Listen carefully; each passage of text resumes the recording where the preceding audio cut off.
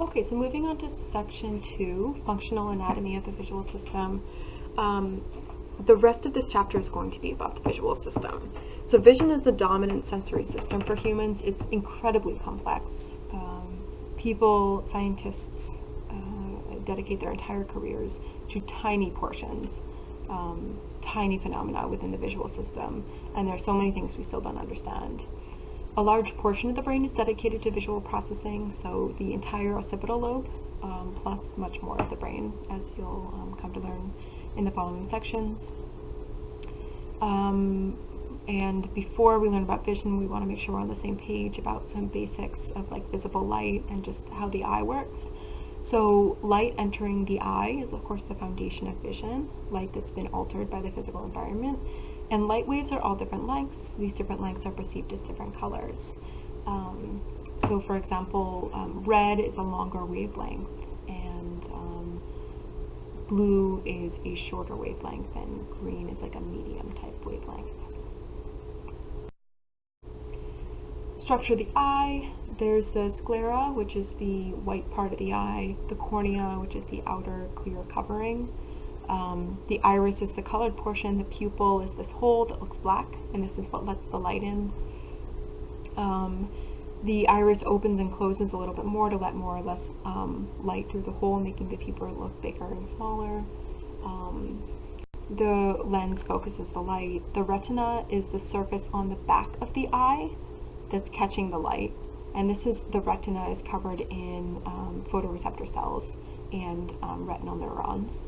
And then the fovea is this smaller area in the center of the retina, which has the densest distribution of color photoreceptors, and thus creates the most detailed vision.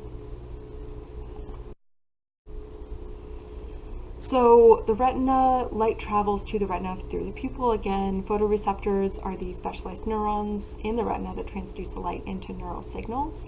And this is the rods and the cones that you probably remember.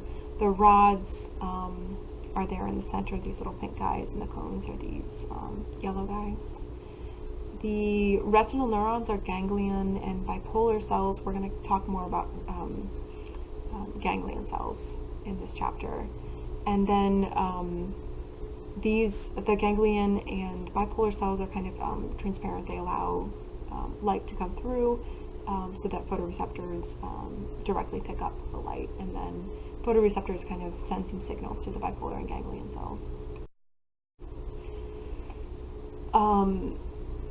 The fovea, again, is the central region of the retina, and receptive fields are at the center of the eye's visual field. So the periphery is this visual area that's outside of the fovea's receptive field. If you think about like peripheral vision, this is what's being picked up on this area outside of the fovea. Then there's this blind spot. So where our optic nerve, where all the axons of the ganglion cells leave the eye, there's a section of the retina that has no photoreceptors, so it's not picking up any light, which means that in our field of vision, there's actually an area that we don't perceive, and that's kind of covered up by our brain. It fills in that information. Our eyes are constantly moving around, even when we think they're not. They're making very small movements, so you don't typically notice your blind spot. But if you want proof of your blind spot, on the next slide you're going to see a cross and a dot, like this image to the right. Stand a couple feet away from your screen and cover your left eye, and then keep your right eye fixed on that cross. Move slowly back toward your screen, keeping your right eye fixed on that cross, and at some point notice in your periphery that that dot should disappear.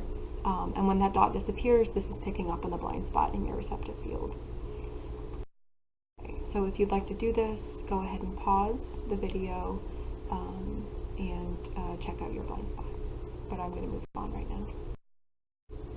Okay, so photoreceptors. As I mentioned before, light hits the photoreceptors, and this causes a chain of chemical reactions that affects the membrane potential of the neuron and releases neurotransmitter onto the connecting neurons.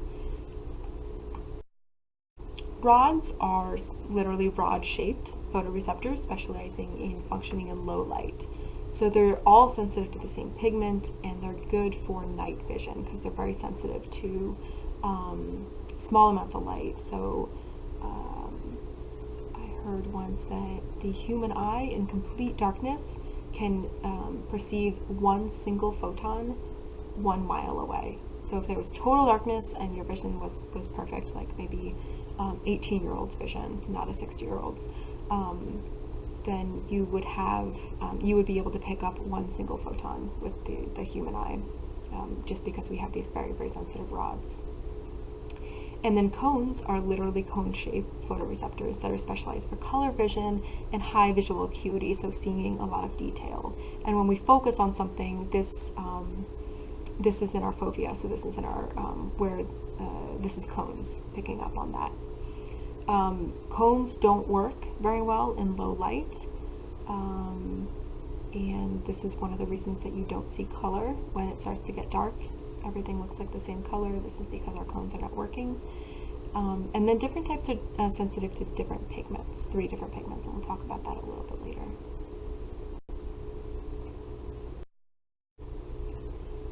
So color blindness is something we're going to talk about later as well, but there's a gene for red cones on the X chromosome. So if you remember, women have the two X chromosomes, XX, so they can sometimes have 2 different types of cones, which two different types of red cones, different types inherited from different parents, which creates an ability in some women to see more hues of red compared to other women and men. Because of this X chromosome being recessive and being, because of this red cone gene being on the X chromosome and being recessive, red-green color blindness is more common in men. So this is the most common type of color blindness, and it's more common in men, unfortunately, than it is in women, because they don't have this. It's recessive, so if a woman inherits it, she's most likely to inherit also one of the dominant red cone genes, which means she would still have red cones. Whereas for men, they wouldn't have that extra X to be dominant.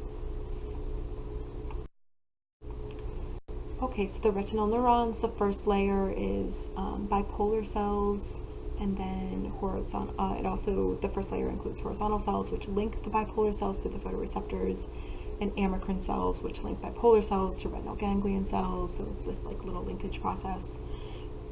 In the second layer are the retinal ganglion cells, which we're going to talk more about later, or these are kind of the most important ones in this section, besides the photoreceptors. The axons of the retinal ganglion cells bundle together and form the optic nerve, which, if you remember, turns into the blind spot in the back of the retina. There are 2 types of retinal ganglion cells, the magnocellular or M cells, and these are sensitive to movement, and they're found throughout the entire retina, and parvocellular cells, or P cells, are more sensitive to form and color, and those are found mostly in the fovea. Okay, so there's a number of different visual pathways, but after the visual information leaves the retina, these optic nerves from the retinal ganglion cells from each eye, they kind of partly cross and then partly join again in the optic chiasm. So the optic chiasm is this little X place right in the bottom of the brain, and the way that the information joins is a little bit complicated, but the inner part, or the nasal side of the left eye, and the temporal part, or the outside of the right eye, the information from that kind of joins together at the optic chiasm and goes to the right side of the cortex, of the primary, of the right hemisphere, so the right primary visual cortex. So the information that you're processing on the left side, the left visual field, or the left side of the world, is actually processed contralateral, or on the other side of the brain. Left visual field is processed in the right visual cortex. And then the same thing happens on the right visual field, where this, the inside part of the right eye and the outside part of the left eye join, the information from those 2 eyes joins together at the optic chiasm, and it's sent through the left side of the visual cortex. So right visual field, the right side of the environment, is processed in the left side of the cortex.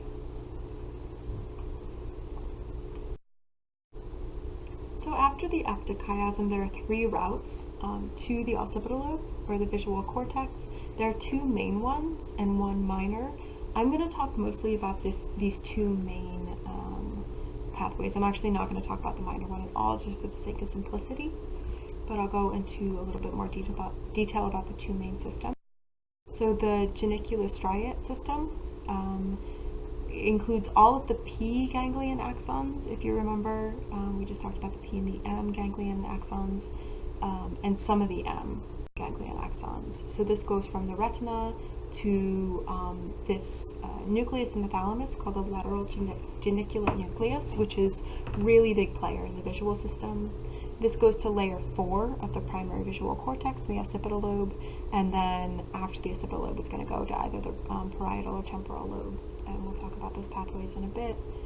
The right and the left eyes send information separately to these areas, to both the LGN and the occipital lobe. So the second of the two most important routes to the visual cortex is the tectopulvinar system. This is comprised of the rest of the M ganglion cells. It goes from the retina to the superior colliculus, which is in the membrane, then to the pulvinar region of the thalamus, so still through the thalamus but a different part of the thalamus, to the visual cortices, and then again to the parietal and temporal lobes. So the parietal and temporal lobes are these, also called like the dorsal stream and the ventral stream. These are two pathways that go from that bring visual information to other parts of the brain. The dorsal stream is like the Howe stream. This goes from the visual cortex to the parietal lobe, and it guides movement related to visual information. So we move in response to visual information, and the dorsal stream is mediating that. And the ventral stream is the wet stream, and that goes from the visual cortex to the temporal lobe. And this is mostly used for object identification, so naming like a mug, a pencil, seeing faces, recognizing people. That's what happens in the ventral or the wet stream. Both of these streams have input from both the geniculostriate and the tectopulvinar system, and I know that's a little bit complicated, but just know that both of these systems have information from those two. Both of these streams have information from both of those systems. Okay, so a little bit more detail about the occipital cortex. Within the occipital cortex, there are at least 6 visual regions, V1 through V5. V1 is also known as the striate cortex because it's striped if you cut it open. Striped means, striate means striped. This is also known as the primary visual cortex, so that can be a bit confusing. These are often used interchangeably, so just know, like, I typically don't use striate cortex. I try, for the sake of simplicity, to say either V1 or primary visual cortex. Input from both M and P cells, those pathways in the geniculostriate system segregate into 3 areas in the V1. So there are 3 separate areas within the V1 that code for motion, color, and form separately. In the V2 to the V5, which is also known as the extrastriate cortex, which means like outside of the striate cortex, each of these visual regions has a different type of neuron and different layer structures, which is how they initially knew that they had different functions. Just the neurons looked different in those different areas, so they knew there was different functions. We're starting to learn a little bit more about what those different areas are for, but we're not totally sure about all of the functions. We do know that motion, color, and form all go to V2 after V1, so they still are segregated in V2, and then they separate after V2 into V3, V3A, V4, V5 afterwards. There are additional visual processing areas, of course, outside of the occipital lobe. This is the dorsal and the ventral streams, and there's specific regions within those streams that we do know about their functions. So there's the lateral intraparietal area in the Howe stream and the dorsal stream that's responsible for eye movements, or is involved at least in eye movements. The anterior intraparietal area is involved in the visual guidance of a grasping motion. If you're gonna grasp a pencil to pick it up, and the parietal reach region, true to its name, is responsible for the visual guidance of a reaching motion. So So if you reach out and grasp something, you're using both of those areas of the brain, both of those latter two. The information about dynamic form and color go to the temporal lobe through the what stream, the ventral stream. And two big areas here, or well-known areas here, are the fusiform face area, which codes for faces and other expert level visual identification, and then the parahippocampal place area, which codes for landmarks like houses, buildings, mountains, things like this. So the fusiform face area is very interesting and associated with a number of interesting behavioral phenomena. As I mentioned before, it's also thought of as kind of like expert level visual identification area. So humans are experts at facial recognition. People who are experts in other recognition, like bird experts, for example, use the face area, this fusiform face area, when identifying birds, leading us to believe that this is also just an area that is used for expert visual identification of objects. Damage to the fusiform face area leads to a condition called prosopagnosia, where a person cannot identify faces, particularly familiar faces. So even the faces of close relatives cannot be identified. Some people even report that they can't identify themselves in pictures. They'll be looking at pictures of people and will say, who is this? Is this me? In the picture, they won't be able to recognize their own face. Alternatively, there are individuals who are super recognizers, who are very good at recognizing faces and can remember approximately 80% of faces they have seen, compared to a population average of the rest of us schmucks who can only identify 20% of faces. So if you want to test your facial recognition ability, you can take part in this very short study where you use some what I believe is pretty well validated facial recognition tasks. So Capgras delusion is another phenomenon that's associated with the face area. Capgras was a scientist who noticed this sort of theme of delusions in certain people, and these were not necessarily people with schizophrenia or delusional disorder. Sometimes this resulted from a brain injury or developmental issue. So Capgras delusion is the belief that a friend or a relative, someone close to you, has been replaced by an identical looking imposter, so that this individual might believe that their mother, for example, has been replaced by someone that looks exactly like their mother, but they just somehow know that this is not their mother. They don't have the same feeling when they look at this person as when they look at their mother. And it's generally believed to be a result of a disconnection between the brain areas associated with facial recognition and the amygdala, which, if you remember, is the part of the brain associated with emotion, so feeling emotion. And the result of this disconnection is a kind of a lack of that feeling of recognizing a familiar person. So when you see somebody that you know, you don't only recognize their face, you have a certain emotional experience. It might be rather minor, but you have some kind of emotional feeling when you see them that is also part of the recognition process. And without this, it might feel like that individual actually isn't the person that you think you recognize. If you're interested, there's a video of a patient with Capgras delusion, and then here's kind of a written example of what somebody with Capgras delusion experienced. This individual, I think, had more like long-term psychiatric issues, so it can be part of a schizophrenia syndrome, or it can be separate.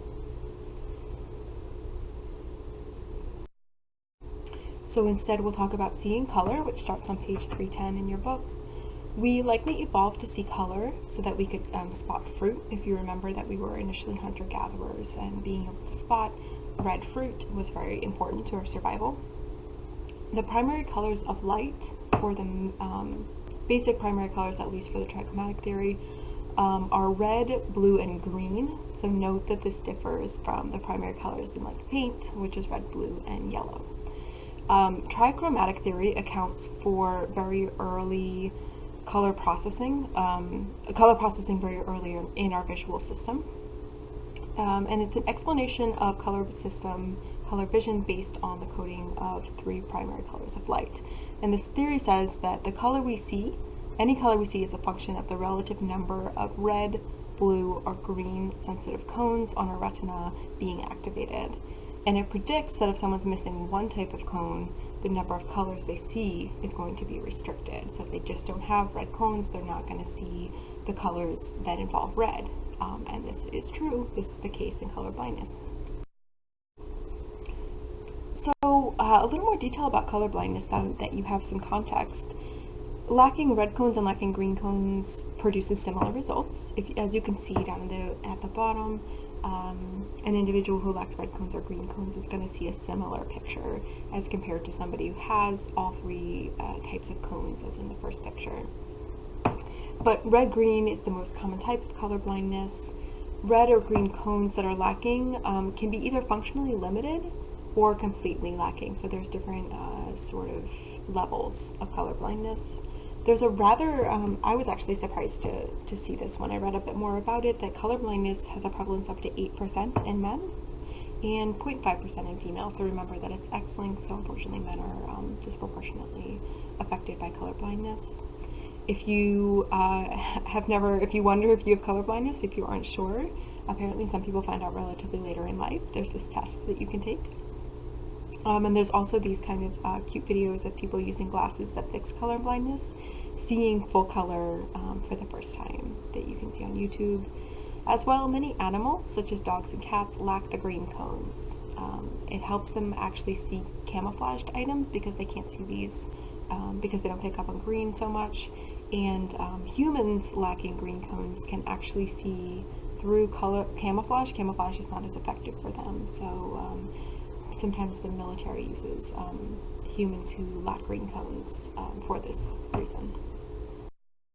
So the trichromatic model that we were just talking about explains the very first steps of color processing, and later processing of color can be explained by the opponent processes theory, which assumes that there are three pairs of opposing colors: black-white, red-green, and blue-yellow, and this is based on the behavior of retinal ganglion cells.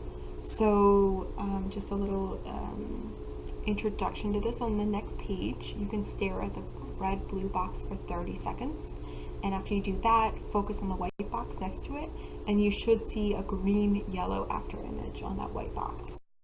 So if you want to try this, go ahead and pause your video and stare at the colored box for 30 seconds, and then stare at the white box, but I'm going to move on. Oh yeah, and this is another one.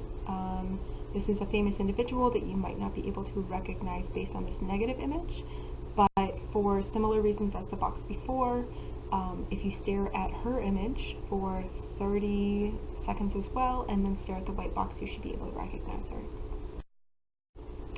Okay, so back to the opponent processes theory.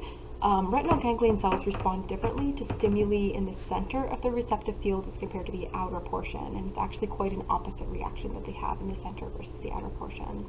So their kind of baseline response is this like intermittent firing, and this is a response to white light. In the case of a red-green sensitive ganglion cell, the cell, I'm kind of anthropomorphizing or personifying the cell here to explain it, but it sort of like prefers red in its center. And since green is the opposite of red, it likes green in the outer circle, so it kind of wants the opposite. The presence of green on the outer circle is almost like having red in the middle. It kind of gives the same strong response. When there's green light in the middle circle, it doesn't like this, and it gives a weak response, but it's still a weak response that's a little bit less than its baseline response. When there's red in the center and green on the outside, this is its absolute favorite, and it's a very, very strong response. There's strong contrast between these two colors. And then when there's green in the center and red on the outside, it does not like this, and there's no response. The cell sort of expresses its preference through the frequency of action potentials. So more action potentials for the color combinations that it prefers, and this is how these retinal ganglion cells code for what color they are seeing in their receptive field. So color constancy is this other function of color in our brain where we see colors when there are multiple colors in a system and we already know what they are, or our visual field and we already know what they are, they will look similar even when there are changes in luminance in the environment. And the V4 in the cortex, so the visual cortex, is likely responsible for this. So a while ago, maybe last year, there was this image of this dress, the middle image here, that was circulating, and people couldn't seem to decide whether it was a black and blue dress or whether it was a gold and white dress. And the reason that we were not able to distinguish this is because we didn't have context and weren't able to establish what the colors were and then maintain this even in different luminance. So it was kind of poor luminance that made it unclear what these colors were. And in case you're wondering, I think somebody did some research and figured out that the dress was actually blue and black, the blue and black one. And then up in the corner here, this is another luminance illusion. And so typically people would perceive the bar in the middle of the box to be starting out light colored and getting darker, when in reality the bar is all the same color. So to test this, you can just cover up the background and notice that the bar is actually all the same color of gray, but because the context is changing behind this bar, it makes it look like the bar of the actual color is changing. I'm sorry, the shade of the actual bar is changing. Okay, so section 9.5, the visual system in action. Injury to the visual system can show some pretty interesting effects. So injury to the pathway on the way to the visual cortex. If the retina or optic nerve is destroyed, so if something early in the visual system is destroyed, the sight is lost in that corresponding eye, and the sight is lost, of course, ipsilateral, because if it's before the optic chiasm. Lesions to the primary visual cortex can cause scotomas or blind spots in the visual field, and that would be in the ipsilateral visual field. So notice in this image, in the picture, the damage is to the left visual cortex, and the scotoma is in the right visual cortex. And the degree of scotoma is dependent on the degree of injury. So a bigger injury causes bigger blind spot in that visual field. Blind sight is a condition in which someone who has severe damage to both sides of the V1 might report having no sight at all. So they would say, they would report being completely blind and genuinely feel completely blind, but there may still be some visual information being processed that is not available to the conscious awareness. So someone with blind sight may be able to guess details of an object in front of them with above chance accuracy. So if you say, am I holding a picture of a dog or a cat in front of you, somebody with blind sight would be able to, they would feel like guessing to them, but they would be accurate above chance. So there would be some kind of visual processing happening. Similarly, if someone throws a ball at them, they might move their hand to catch it, sort of involuntarily. So if you throw it sort of at them like it's going to hit them, they might automatically move to catch it. They might not catch it, so the visual system is not good, but they would react to that visual information. So injury to the what, or ventral pathway, which goes through the temporal lobe, can result in a number of different things. One of them is visual form agnosia, or the inability to recognize objects. So agnosia in general means like lack of knowledge. A means without, nausea means knowledge. Visual form agnosia means the inability to recognize visual form. And there's some YouTube videos you can watch of patients who have visual form agnosia, but on the right is also an example of what somebody with visual form agnosia might draw in trying to replicate the drawing on the left. So really just not able to process visual form very well at all. Achromatopsia is the inability to distinguish color, and this is damage to the V4 region, so kind of the extrastriate cortex. Akinetopsia is the inability to perceive an object that's in motion. So individuals with akinetopsia can still see stationary objects. This is caused by damage to the V5 region. They can still see stationary objects, but once the object starts moving, they literally just can't see it. It's like the object disappeared. When the object is still again, they can see it again. And so patients with this damage have described that it's difficult to, for example, like pour water into a cup, because it just seems like the water is stationary and they can't see the glass filling up, so they might fill it to full. Akinetopsia can actually be temporarily induced by TMS, so transcranial magnetic stimulation. So you can put that coil, that figure 8 shaped coil, over somebody's V5 cortex and cause a temporary inability to perceive an object in motion.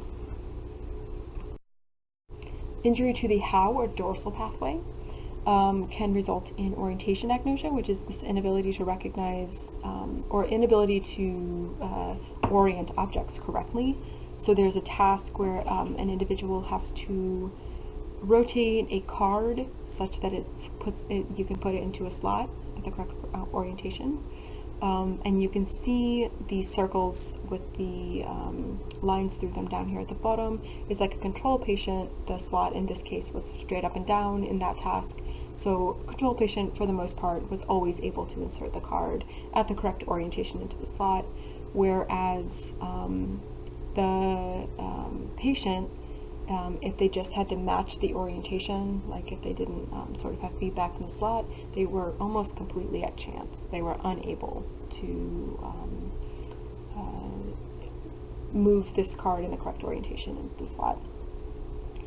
In hemispatial neglect, an individual, this is damage again to the dorsal stream, dorsal pathway, and in this case the individual doesn't process or neglects one side of the visual field due to this lesion in the contralateral dorsal stream. So if they have a lesion in the right dorsal stream, they're going to neglect the left side of their visual field.